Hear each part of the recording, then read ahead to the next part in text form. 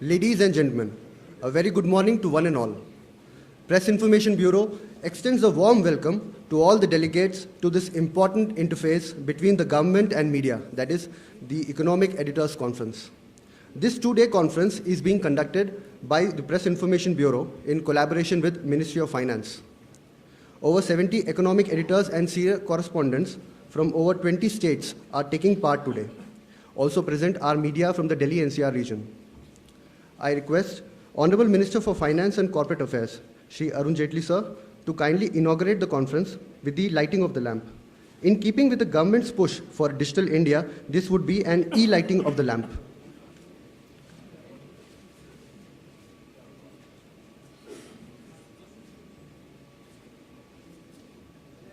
Sir, please push it. Push it, push it.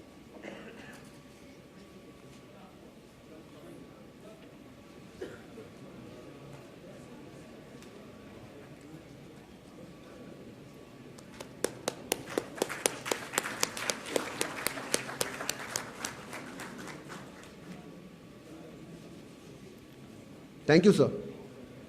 I now request Director General, Press Information Bureau, Shri Frank Noron, sir, to please give the welcome address and set the tone for the event. Thank you.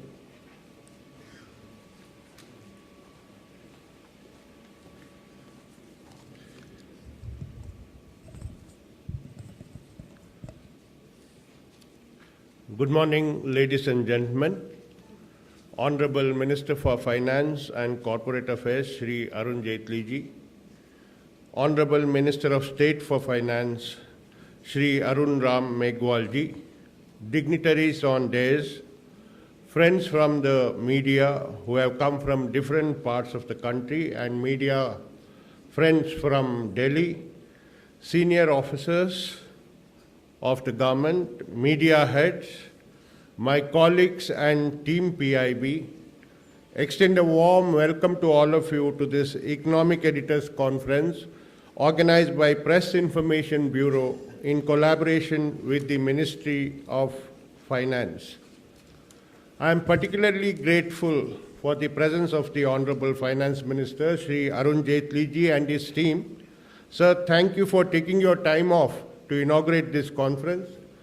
Your presence, sir, is a great source of inspiration to us with your vast knowledge and wisdom. It's my privilege and honor to welcome the Honorable Finance Minister. I extend a warm welcome to the Minister of State, Shri Arun Ram Meghwal ji. My warm welcome to Finance Secretary, Shri Ashok Lavasa ji.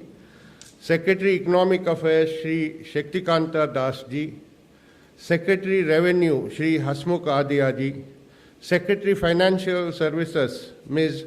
Anjali Chip Duggal ji. Secretary Deepam, Shri Neeraj Kumar Gupta ji. Chief Economic Advisor, Shri Arvind Subramaniam ji. I also welcome all the distinguished editors and bureau chiefs from across the country. It's a matter of pride for me and the PIB that all of you have responded enthusiastically to our invitation for this Economic Editors Conference. I welcome the media persons from Delhi, senior officers present here, media heads. Friends, the main objective of this conference is to provide a platform for interaction between senior finance journalists from different regions and the ministers and senior functionaries of the Government of India on key economic issues. There are not many occasions when regional media members get an opportunity to interact with union ministers and especially the finance minister. In these 2 days, you get to have a direct connect with the policy makers. There have been some path-breaking initiatives in the financial sector which the Honorable Finance Minister will soon outline before you in his address. The conference would also help in acquiring deeper perspectives and the relevant context and background behind a particular initiative and various other subjects of importance. I'm sure this media outreach will pave the way for better and informed perceptions, which in turn will benefit and empower people through your various columns and reports. On this occasion, I would also like to touch upon some significant strides PIB has made in the ever-changing way people have been consuming information and news. It has been reported earlier this year that India is a global information powerhouse with more than 70,000 newspapers and over 900 channels, more than 400 being news channels, and we being the biggest newspaper market in the world with over 100 million copies sold each day. Along with this, of course, the popularity in digital media continues to surge ahead in a quantum manner. In this changing media landscape, PIB is making every effort to meet the challenges of disseminating information in an efficient and effective manner. Just the other day, PIB reached a million mark on its Twitter handle. We also have Facebook, Instagram, Vine, SoundCloud, and blog. We are also embedding our traditional media products such as press releases with social media. We are delivering live updates and connecting with the public through Facebook pages and Twitter accounts in regional languages. We are holding video conferences, which some of you might have directly taken part, with regional media in which the union ministers and senior officials interact with them. We also undertake press tours from one region to another so that you can have a first-hand glimpse of the developmental works in progress. In this way, the media becomes aware of the best practices of governance and development throughout the country. These outreach activities of the Press Information Bureau has also helped in building a bank of goodwill and trust by PIB among journalists at various levels and regions. It has also helped in correcting many a misconception and misinterpretation of the government initiatives, policies, and programs. Friends, the government is working with singular dedication and devotion to the people of this country, with special focus on development and delivery. Sabka Saath, Sabka Vikas is the mantra of the central government, and in the last 2 years, a number of initiatives have been rolled out to meet the aspirations of every person in the country down to the poorest man in the remotest corner. The challenge is to see that the benefits reach everyone. The media has an onerous responsibility as both a facilitator and a watchdog to ensure that the fruits of development are distributed to the deserving. Friends, at the end, let me also place on record the hard work put in by my team PIB. The design and the details of this conference is diligently crafted by our additional Director Generals, Shri D.S. Malik and Ms. Ira Joshi, and of course the whole team PIB. I acknowledge their initiative and efforts. With these words, I once again welcome one and all to this regional conference, Economic Editors Conference, and look forward to your active participation. Thank you.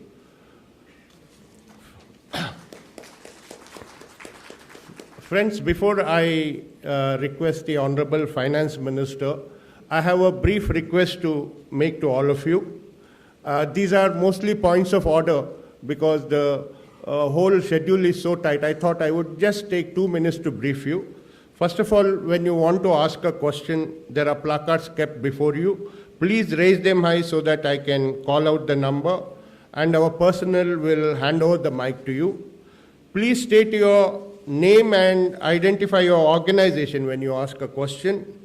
Please keep your questions short and brief, and also ask only one question at a time. Do not club 2 or 3 questions into one so that maximum number of your friends get an opportunity.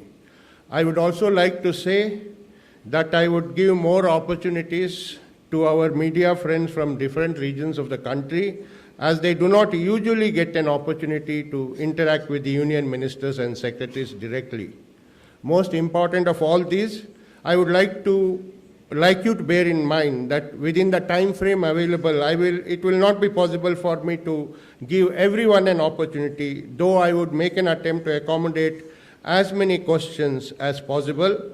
However, if your question is missed out, kindly write it in a piece of paper with your name, organization, email ID, mobile telephone number, and give it at the designated officer, that is Ranjana Dev Sharma. She is the director in PIB at the desk outside. Our officer attached to the ministry will send you a reply on mail on the subject as soon as possible. I am sure all of you will cooperate. Now, I request the Honorable Finance Minister to give his inaugural address. Thank you.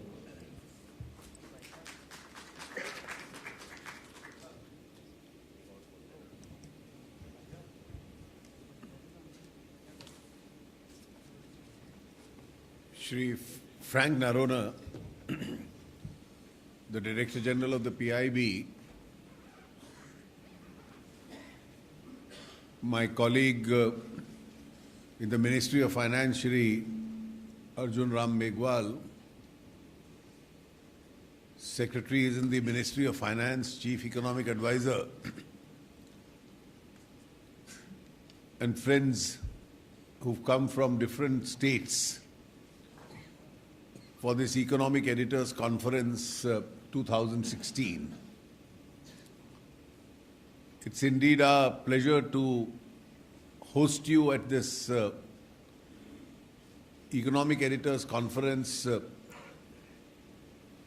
being hosted by the PIB. I must acknowledge that in recent years, as always, PIB has been extremely effective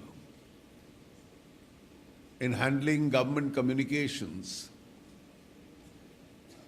and also acting as a very powerful connect between the media and the government.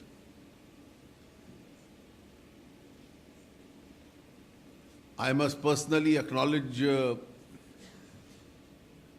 Mr. Frank Narona's and his colleagues' contribution in this because of him, Mr. Malik and others, people like me also get a much larger opportunity at least to interact with your colleagues who are present in Delhi. But this is a rare occasion where people interested in the subject are coming from different states. I'll only make a brief comment and leave a much larger time for interaction where you can ask me or any of my colleagues present here on the subject predominantly dealing with the economy itself.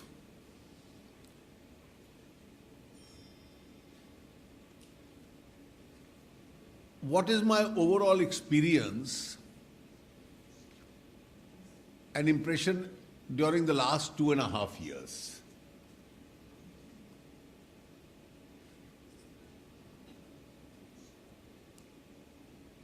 One obvious challenge has been that we've functioned under an adverse global circumstance.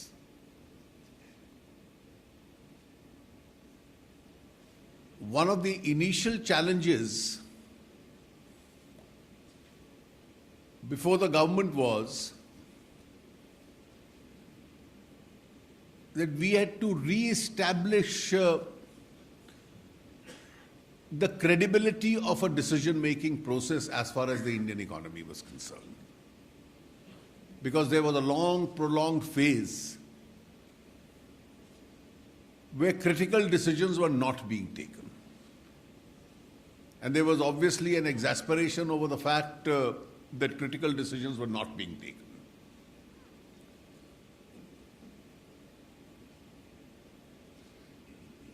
For any government to function,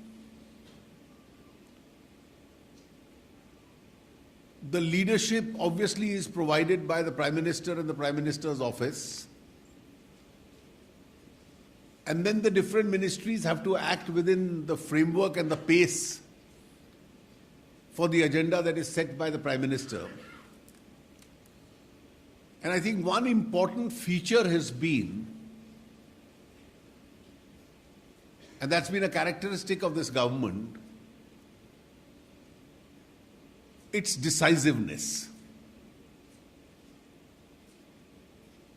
And that has been really the proof of leadership as far as the government is concerned. The government has not shied away from taking necessary decisions. It's even being willing to take decisions where there is an element of a risk involved, as long as the government thought that the decisions are in larger national interest. And I think the second important factor is that despite decisiveness, we have endeavored our best to take as many decisions as possible through a large consensus route.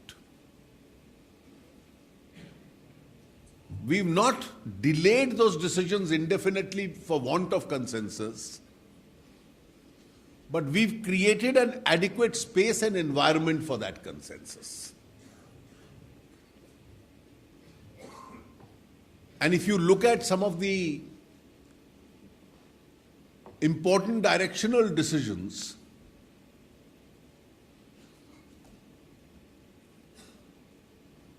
I think one of the obvious decisions which had been pending for a long time, that different sectors of the economy needed to be opened up.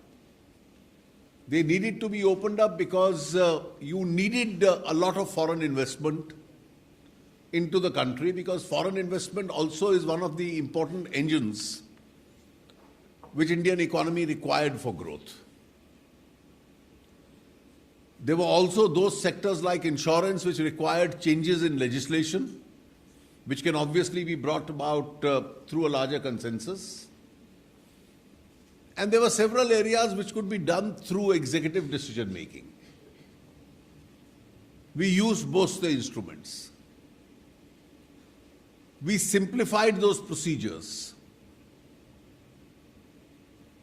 And the effort of the central government has been that we must ease the environment in which business is to be done in India. And I must acknowledge at this stage that for the kind of steps we have taken, we still have not got from international agencies the full recognition for the effort that we've put in.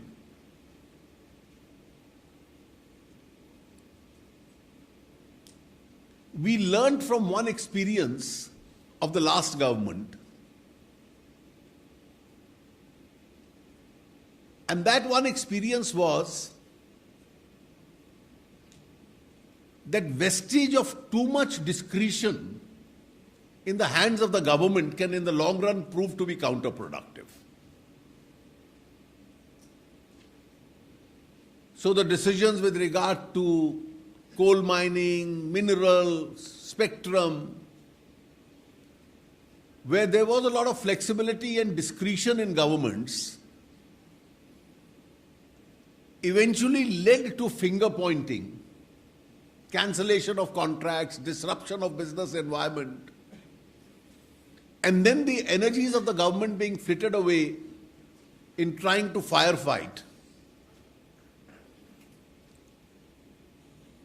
We learned from that experience, and therefore one of the initial acts of the government was that some of these critical economic decisions should be taken through a market mechanism which is fair and objective.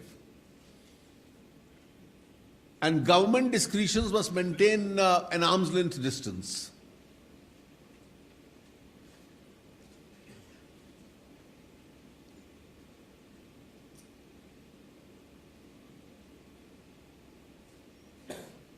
making sure that state support and subsidies reach the right people and therefore are rationalized has been discussed for decades but never implemented. We implemented that. There is still a lot of work in progress. The Aadhaar legislation has proved to be an important catalyst in that regard.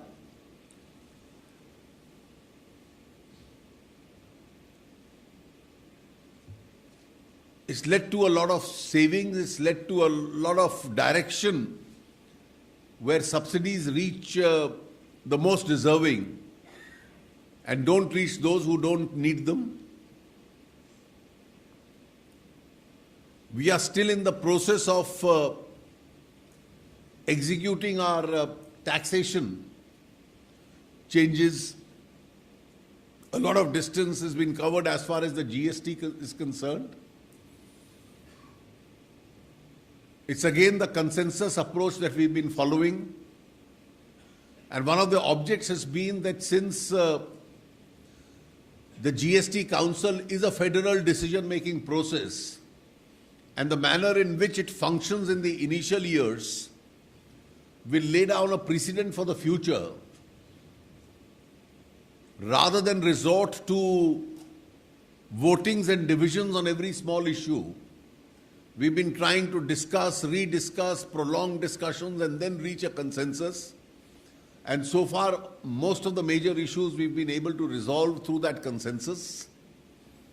Only the last stages remain, and I do hope we are able to resolve that by a larger consensus also.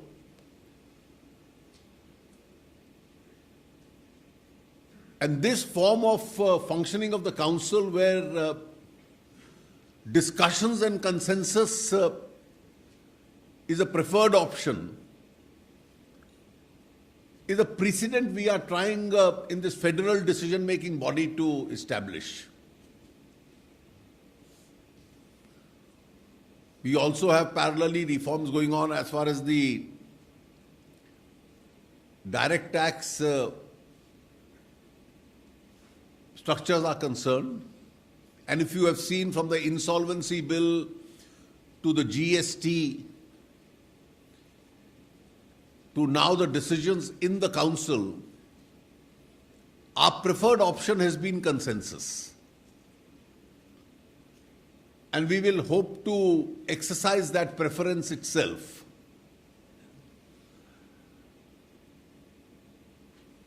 I'll just make one last comment before I leave it open to you. I'd already yesterday discussed with our friends based in Delhi the recent decision of the government to cancel as a legal tender the rupee 500 and rupee 1000 notes.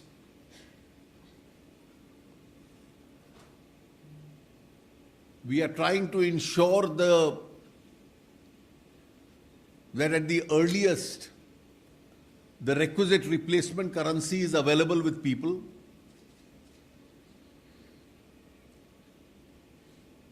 We do believe that there is no need to rush in the initial days because people have a lot of time till 30th December with the entire banking and the post office system.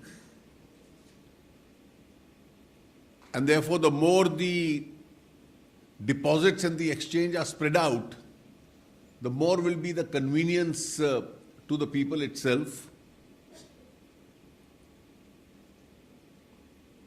I had indicated yesterday that the banking department and the Reserve Bank have taken all necessary steps to keep banks open to the extent it is necessary, also open on the weekends, so that the number of people coming to the banks could be entertained. With regard to people making deposits in banks,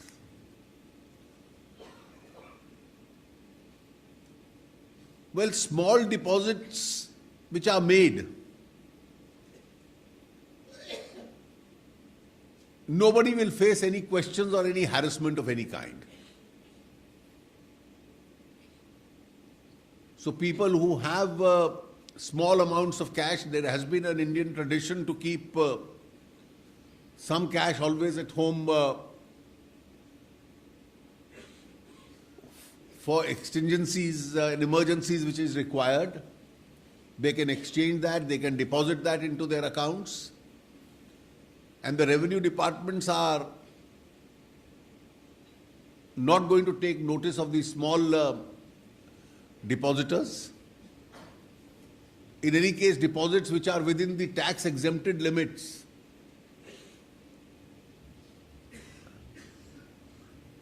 can always be made into the banking system without any questions being asked. It's only those who have large amounts of undisclosed monies who will have to face the consequences under the tax laws itself. And you already have the tax laws in place. Nothing new is intended. And under all our existing laws, whatever accountability they have, they will have to face that accountability.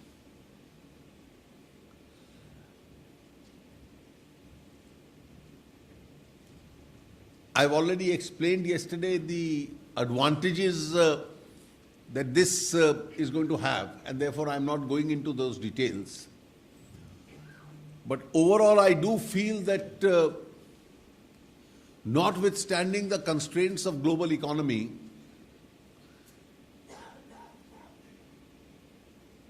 on our own intrinsic strength within those global limitations, we are doing reasonably well. This year, both tax collections have been reasonably good. Half year having passed by, the public expenditure has been much more than even the previous year. So there is a spurt in public expenditure. We are getting good global investments. And local demand also is picking up.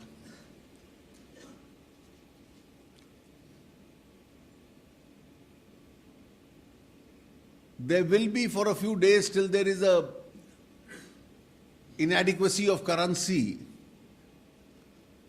some impact on local purchases. But in the medium and the long run, the overall impact of the recent steps that we have taken on the Indian economy will be positive. That is all I had to say in an opening comment. And I leave the remaining time for you for interaction. And as the DGPIB has said, those who have come from outside, this should be an important opportunity for them to field questions and interact. Thank you, Honorable Minister, sir. Let's start with 25 here. Please identify your name and organization. Hello अपना नाम और अखबार का और राज्य का नाम दोनों बता। मैं रजनीकांत वशिष्ठ लखनऊ से नॉर्दर्न इंडिया पत्रिका। मेरा सवाल सिर्फ यह है कि शहर में तो दिक्कत नहीं होगी, लेकिन गांव देहातों के जो पब्लिक है, शादियों का सीजन है, तो वो वहाँ एक खास किस्म की पैनिक है, तो वहाँ कुछ विशेष इंतजाम क्या सरकार करेगी? देखिए, पूरा देश भर में 1.25 लाख बैंक्स का और उसके अतिरिक्त बहुत अधिक मात्रा में देहात तक डाकघरों का एक बहुत बड़ा नेटवर्क है। और ये नेटवर्क अपने आप में काफी मात्रा तक पर्याप्त रहेगा। इसके अतिरिक्त कोई व्यवस्था करनी है तो अभी इसको आरंभ होने दीजिए, तो इसमें कोई अतिरिक्त आवश्यकता होगी तो उसके ऊपर भी हम लोग विचार करेंगे। Yeah, please, 42. Yeah. Hi, my name is Sajit Mangat. I'm the national news editor for Bloomberg Quint. I'm coming from Mumbai. My question is that India is still a cash-led cash transaction economy with respect to consumption. We have removed 86% of the currency in value from the market. How will it impact the consumption as? Well, in the short run, it could, but eventually, a very large part of this currency, which is being removed, was also lying static, and therefore, once over the next few weeks the replacement takes place, I think the current levels of consumption then will eventually have to gradually come back. Is there an amount of static currency estimate which the government has? The banks have their own way of calculating depending on the number of times a particular note is used, because then it requires a replacement. I'm not venturing to get into that, but there is a significant part of it which has been lying static. Sir, here, sir. Yeah, the Chief Economic Advisor wants to say something. You see, in response to that question, I think you have to remember how to, one way to think about it analytically is that to the extent that some unaccounted wealth will be affected, right? So, that's one side.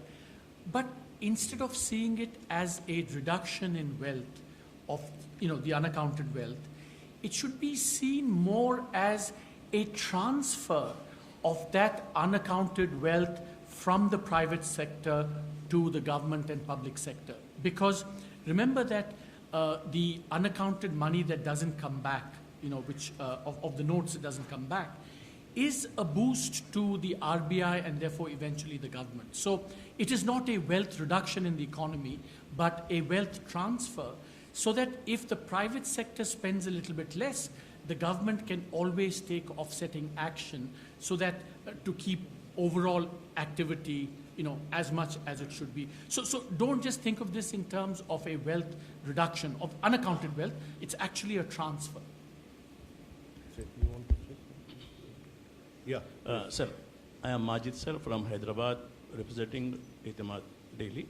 My question is, with this new process of changing that currency notes, what is the government's target to unearth the black money, sir? What is the government's target to unearth the black money? Well, I've already elaborated yesterday the kind of steps we've taken. The black money law for monies abroad, the IDS scheme, the Benami law, the prosecutions in the HSBC, Liechtenstein cases. There are a huge number of actions which the government has taken over the last 2 years.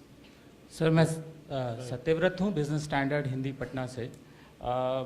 ये 500 और 1000 रुपए के जो note बंद हुए हैं, इसकी वजह से गोल्ड की सोने की खरीद काफ़ी बढ़ी थी, तो इसके कारण क्या गोल्ड बिल जो इंपोर्ट बिल है वो बढ़ेगा, उससे बैलेंस ऑफ ट्रेड क्या इम्पैक्ट होगा? देखिए, कुछ दिनों के लिए लोगों को लग सकता है, लेकिन जो लोग गोल्ड बेचेंगे भी, उनको भी तो इस कैश की अकाउंटेबिलिटी कहीं ना कहीं देनी पड़ेगी। वहां भी पैन कार्ड रिक्वायरमेंट है। वहां जब आप कहोगे कि सोना बेच के इतना कैश हाथ में आया, तो किस ग्राहक को बेचा?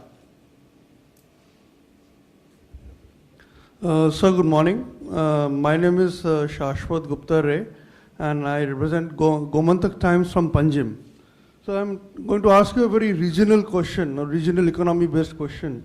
So Goa economy has been traditionally heavily dependent on mining, and then mining ran into rough weather, then we got into tourism, and then again Russian economy faltered and we had problems in tourism also. And now the state government is looking actively towards casinos, which are again proving to be volatile. So do we have any, as the government have got any proper tenable policy, economic policy for Goa state? You see, all I can say is that these are matters for the state government to handle. But as far as the mining in Goa is concerned, I think a lot of restrictions which have taken place have now been lifted. And therefore that part of the economy should get moving. Yeah, please. Vitt Mantri ji, this is Suresh Bhatevara representing Lokmat from Mumbai, Maharashtra.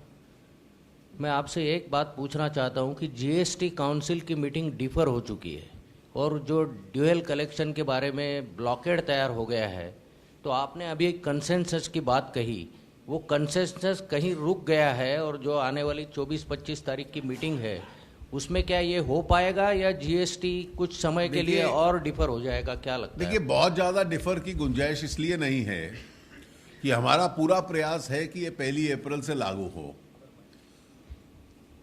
ये भी आप मद्देनजर रखें कि 16 सितंबर 2017 अंतिम date है, उससे पहले लागू होना ही है। अगर उससे पहले लागू नहीं होगा तो राज्य फिर आगे जाकर टैक्स इकट्ठा नहीं कर पाएंगे, और इसलिए बहुत ज्यादा गुंजाइश निर्णय को आगे लटकाने की नहीं है। ड्यूअल कंट्रोल का एक विषय बचा हुआ है, 10 विषय ऑलरेडी सॉर्ट आउट हो चुके हैं, और कोई कारण नहीं है कि इस विषय के ऊपर भी कोई ना कोई रीजनेबल सोल्यूशन नहीं निकलेगा। Please ask your question. वित्त मंत्री जी, I am Kamal Bhattacharya from West Bengal, Kolkata, and representing Arthik Lipi Bengali daily newspaper. Now, on the demonetization of 500 and 1,000 notes, West Bengal Chief Minister Mamata Banerjee sharply reacted and criticized the announcement and said that the people will face tremendous hardships. Your comments, please. You see, temporary hardship is no reason to perpetuate a system where black money prospers. And therefore, we should be prepared for a temporary short-term hardship in order to have a far cleaner and a better system for the future. माननीय वित्त मंत्री जी नमस्कार। रजनीश मिश्र, पूर्वांचल प्रहरी, गुवाहाटी से। वित्त मंत्री जी, ये जो सर्जिकल ऑपरेशन हुआ, अचानक से 500 और 1000 के नोट बंद कर दिए गए, उसकी वजह से एक जो हमारे यहाँ चल रहा है सस्ता सामान खरीदने की एक लत है हम लोगों में पूरे देश में, तो उनके लिए क्या महंगाई बढ़ेगी? कई जगह टैक्स नहीं चुकाते हैं, सस्ते में सामान लेते हैं, बिल नहीं लेते हैं, तो उनके लिए अचानक से महंगाई बढ़ेगी, आपको क्या लगता है? देखिए, ये बहुत दुर्भाग्यपूर्ण प्रश्न है जो आपने पूछा है कि बेईमान होने से ही देश चलेगा, ये कोई तर्क नहीं है। Madam, please ask. Hello, this is Sumita Bhaskar from Kolkata. I'd like to know whether this decision to scrap 500 and 1,000 rupee notes, will it affect the unorganized sector anyhow? Actually, they normally deal on cash, basically. Will affect whom? Unorganized sectors. No, well, there is no prohibition on any sector from dealing through checks also. No, that is the You thing. see, this decision will impact the expending habits of people. Yeah. There is no fundamental right of any section to deal only in black money. No, not only black money, what I'm talking about, the thing is, they mainly deal on cash, right? No, they can deal in check also. There is no prohibition on that. Yeah. Thank you, sir. 152. Good morning sir, Shirish Mehta from व्यापार इन मुंबई। मेरा सवाल यह है कि जब आपने 1000 रुपया से 2000 रुपये के नोट पर आप गए, तो बड़ी इकोनॉमीज तो स्मॉल डिनोमिनेशन में जा रहे, तो आपने आगे 2000 रुपये के नोट में जाने के क्या सोचा? ये आरबीआई के अधिकार क्षेत्र में भी आता है सरकार को सलाह मशवरा इस पे देना। आरबीआई का ओरिजिनल मत था कि जिस प्रकार से इन्फ्लेशन बढ़ा है, उसकी इंडेक्सिंग के बाद 5000 और 10,000 रुपए का नोट होना चाहिए। सरकार ने उस सुझाव को स्वीकार नहीं किया था, और पुनः विचार के बाद 2000 इसलिए कि 500 और 2000 इसलिए कि हैंडलिंग में भी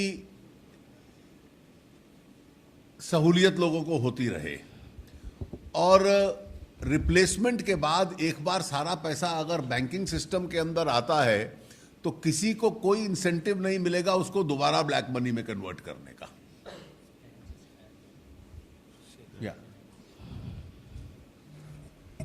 देखिए, ये जो सवाल, ये पहले भी कई सारे फोरम में this question has been raised.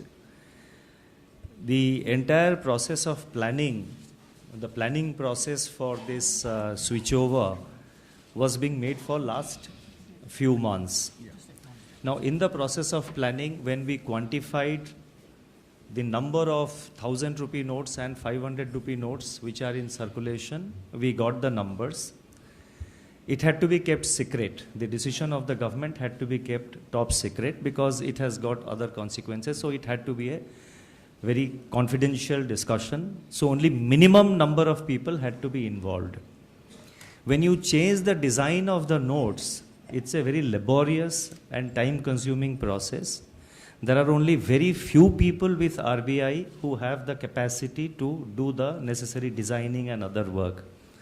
And all of them could not have been involved because the secrecy had to be maintained. So only very few, 2 or 3 people had to be involved for designing the new currency notes. Now the challenge before the government was to replace the old 1,000 rupee and 500 rupee notes as quickly as possible. So if you are printing the same number of pieces in 2,000 rupees, it will enable us to change a higher value of currency within a short period of time. So the first reason was the logistical reason of making it convenient for the people to convert, to exchange their old notes or deposit their old notes and get the equivalent or whatever value, I mean the quantum, whatever quantum they wanted to draw. That was the first reason, the logistical reason. Second thing is that between 2001, when 1,000 rupee notes were introduced, and now 15 years have gone and the value of rupee has also depreciated. So that also had to be kept in mind. The third reason, the third point I would like to mention is that the Reserve Bank of India is going to monitor and release monitor and regulate the release of 2,000 rupee notes. And in the due course, in the next few months, the 1,000 rupee notes will also be brought into the market with a completely new design and new dimension, new design, new color combination, which will look distinctly different from the old one. So this is the background in which the 2,000 rupee notes were decided to be introduced. Thank you. Please ask your question. वित्त मंत्री जी, मैं अहमदाबाद से हूँ, commodity world newspaper है मेरा। मैं ये पूछना चाहता हूँ कि कमोडिटी फ्यूचर ट्रेडिंग में आपने ऑप्शन ट्रेडिंग का भी अभी परमिशन दे दिया, आगे जाके कमोडिटी फ्यूचर ट्रेडिंग में बैंकों, म्यूचुअल फंड और एफआईआई को आप परमिशन देंगे? और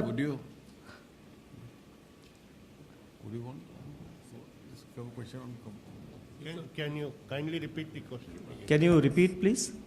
ये कमोडिटी फ्यूचर ट्रेडिंग में अभी आपने ऑप्शन ट्रेडिंग को परमिशन दिया है, आगे जाके आप इस ट्रेडिंग में बैंकों, म्यूचुअल फंड और एफआईआई को परमिशन देंगे तो कब देंगे, और कमोडिटी फ्यूचर ट्रेडिंग का भावी कैसा रहेगा? इसी कमोडिटी ट्रेडिंग में एफआईआईज इनको परमिशन देने की कई सुझाव आए हैं, उस पर अभी तक कोई डिसीजन, कोई फैसला नहीं लिया गया है। अभी the matter is under consideration, SEBI में इट इज़ अंडर कंसिडरेशन है। अगर सेबी बोर्ड में व्यू लेके उसको वो रिकमेंड करते हैं और under the law if as a regulator they can permit, then SEBI they will take the decision. If it requires to come to the government, to finance ministry, it will come. But अभी तक इसमें कोई no decision has been taken. And let me also add here that the commodity trading, like the securities trading, like the stocks and the shares, also is entirely on non-cash transactions, and it's a part of government's effort also to promote these, all this trading through non-cash means. But to answer your question specifically, at the moment there is no such decision. Yeah, please ask your question. Yeah, this is Manojit Shah from the Hindu Mumbai. Have you factored in the impact of this recent step of cancelling 500 and 100 rupees note, which will impact some sectors like construction, etc., on economic growth? And if so, how much is that of current year's economic growth? You see, there are some sectors which have been conventionally cash intensive, and therefore in the short run there could be some impact on them. but over a period of time, I think it will work itself out. Please ask your. My name is Srinivasan. I'm director of the Hindu Business Line in Chennai. Two-part question relating to demonetization. As you are aware, a bulk of the transactions in our agricultural sector happens in cash. And what do you foresee as the impact of this demonetization on the agricultural economy, particularly since the procurement season is upon us? That's part one. And B, there have been certain limits imposed, and you yourself mentioned that the limits are also related to the tax laws. So for exchange of currency, but agricultural incomes are exempt from income tax. So would that mean that there would be no limit placed on exchange of...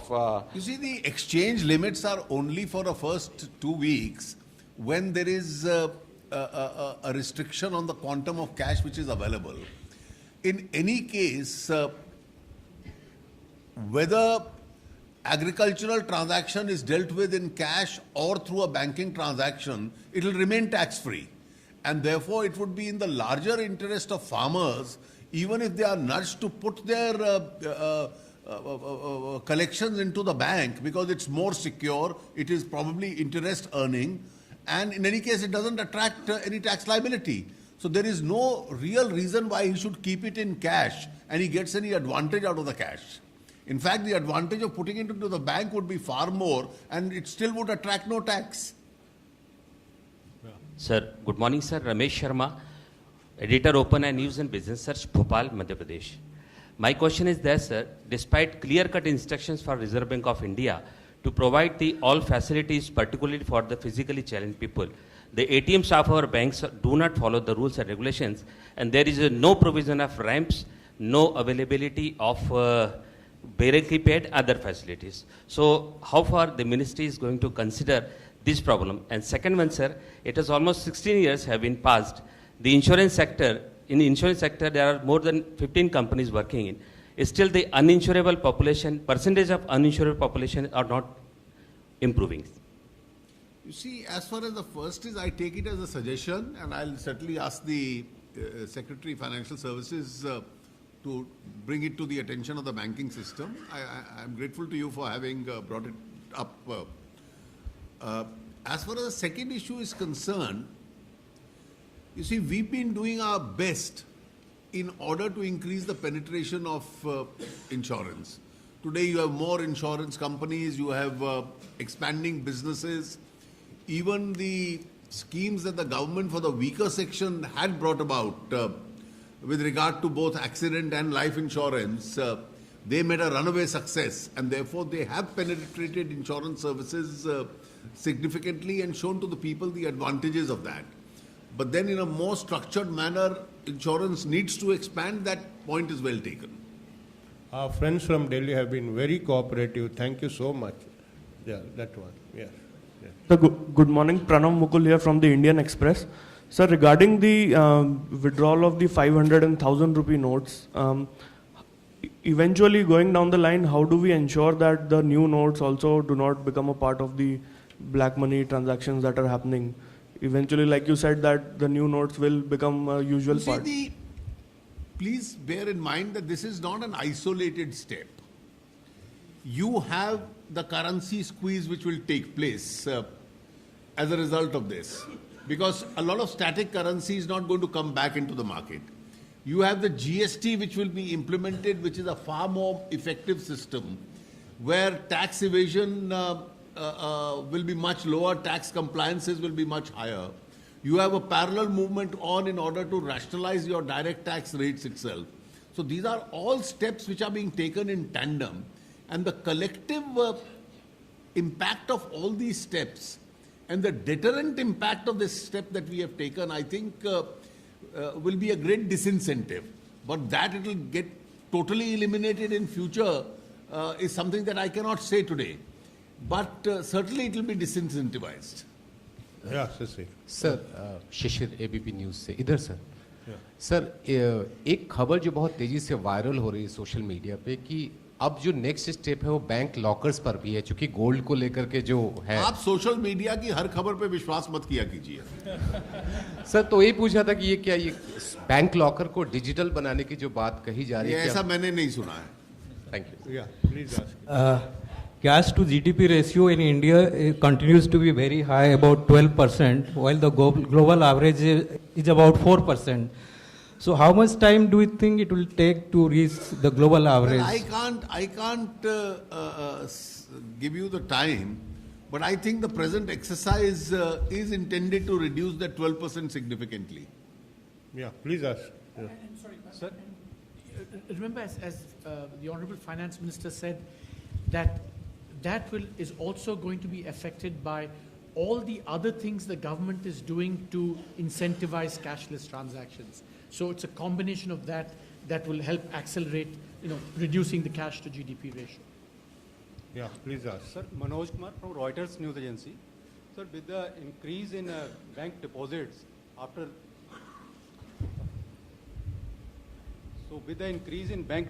after government's measure, so do you see that this capital adequacy ratio will be changing for the banks, and government may need less money to recapitalize the banks? They'll still need money for recapitalization, but obviously the kind of resource available with the banks would increase. Yeah. Let's come back here. Yeah. Vishwam. Vishwanathan, editor, Industrial Economics from Chennai. Mr. Minister, you mentioned about building a consensus in regard to major issues along with the states. Tamil Nadu has been opposing this being part of GST for its own reasons for quite some time. It's one of the few states which has not still passed the GST bill. How far have you succeeded in understanding the problem and trying to build the consensus with them? Well, to be fair to the state of Tamil Nadu, it was the only state which had said that they were not in agreement with the GST idea. But once the GST is approved as a constitutional amendment, it applies to the whole of the country, including Tamil Nadu. And therefore, notwithstanding their view against GST, I must say to the credit of the Tamil Nadu government that their ministerial representative and officers have been participating in the GST Council. They have been more than actively participating, and they are a part of the larger consensus which is evolving on all these issues. Yeah, push lijiye, please. Yeah. Good morning, sir. I'm Prabodh Jamwal, editor Kashmir Times, Jammu and Kashmir. I just want to know what has been the impact on revenue collection of the central government so far as the disturbed conditions in Jammu and Kashmir are concerned. And second thing, how much is the impact of J&K's demand with a related question on GST? You see, as far as the taxation returns are concerned, we've extended the date as far as J&K is concerned because of the disturbances. I won't be able to give you the revenue offhand, but J&K is the only state because of Article 370 which has to separately decide what it wants to do with the GST. I think J&K is well aware of the fact that the GST, once implemented, will go to the advantage of Jammu and Kashmir. For the simple reason that Jammu and Kashmir as a consuming state will stand to benefit from the GST.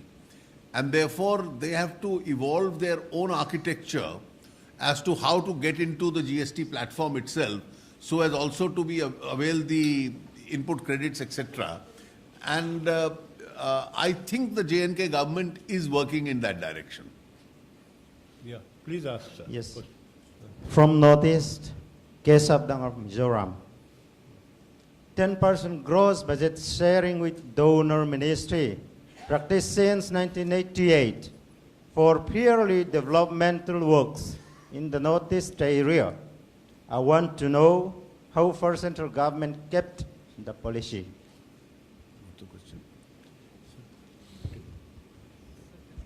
You can answer it. You see, the arrangement of the NLCPR, as we call it, that is 10% of every allocation of every ministry, is earmarked for the northeastern states. And whatever is not spent during that year goes into a common pool, it goes into a separate pool of resources. And from that, money is made available for projects and schemes in Northeast for implementation. So as and when the state governments in the northeastern states, in consultation with the Department of Northeastern Region donor, as and when they pose schemes, the Finance Ministry releases money out of this NLCPR, that is, the pool of resources which we have for the northeastern states, and that's an ongoing and continuing exercise. Yeah, please ask your question, please. Yeah. Speak into the mic, please. Yeah. Yeah. So my question is that you are levying great tax on coal. Why you are not sharing it with the states like Odisha and other coal-bearing states? Question number one. And question number two is, Center is trying to levy the corporate tax, corporate cess on the states. Why inefficiency of the state government is not levied? That is the second question. Thank you. You see, what is to be shared as a part of the devolution is shared. The central government also needs some revenue to sustain itself. Yeah, please ask.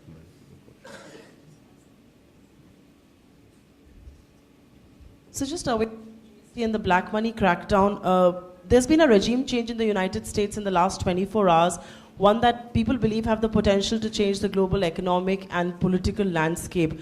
Mr. Trump's views on immigration are not very kind to the Indian IT sector. We've seen a serious amount of nervousness in the markets as well.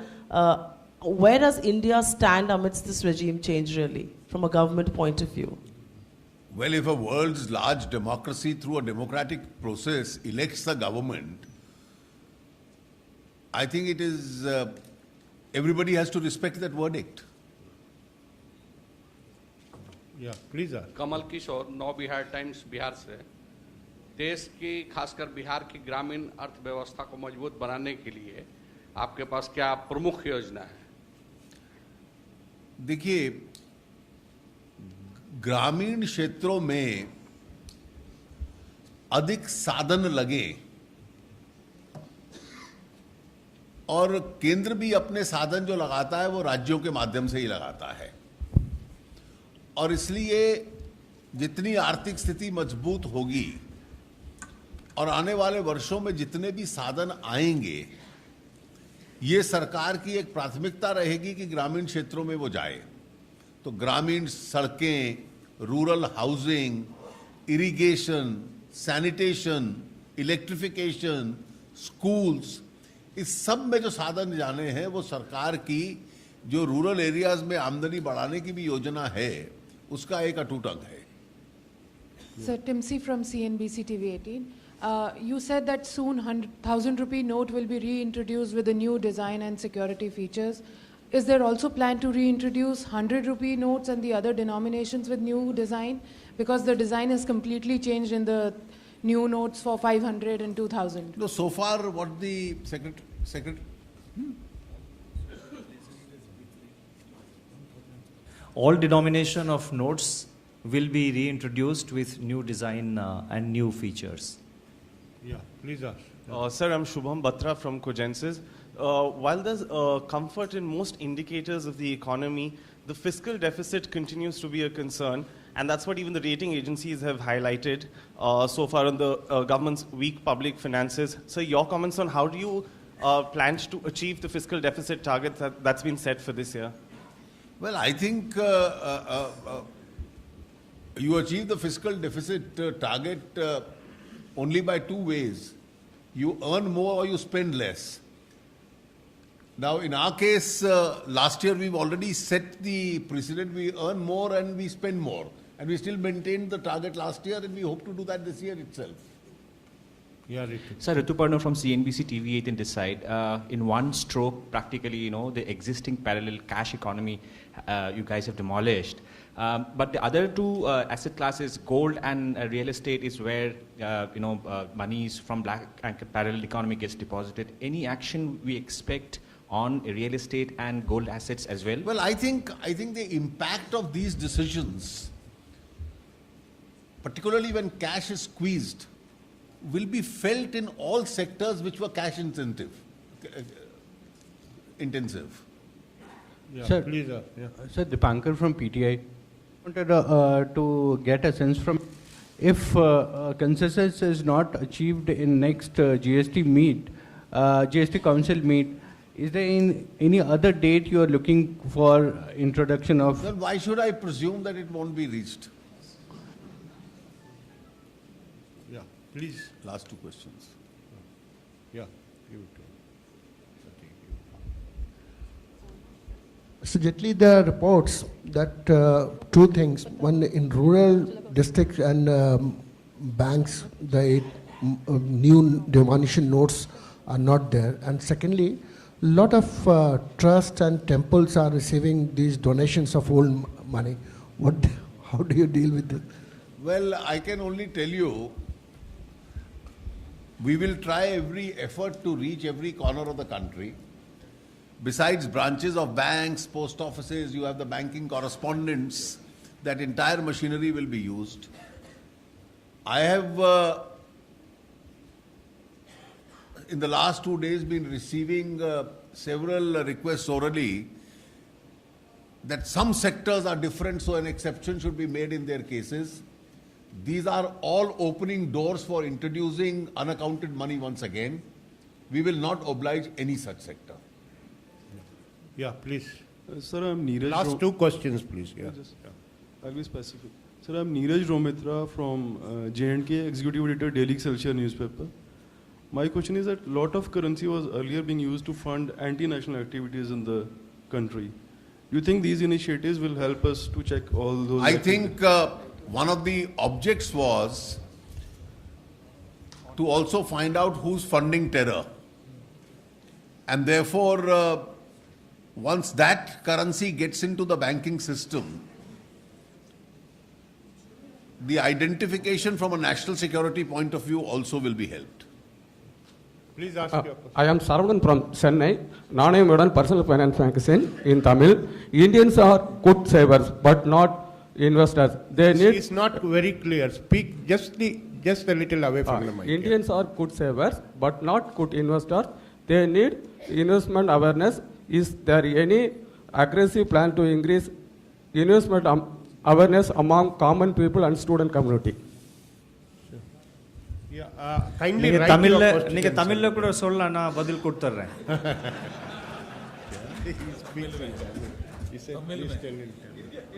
இந்தியர்கள் வந்து சேமிப்பில் வந்து கில்லாடிகளா இருக்காங்க.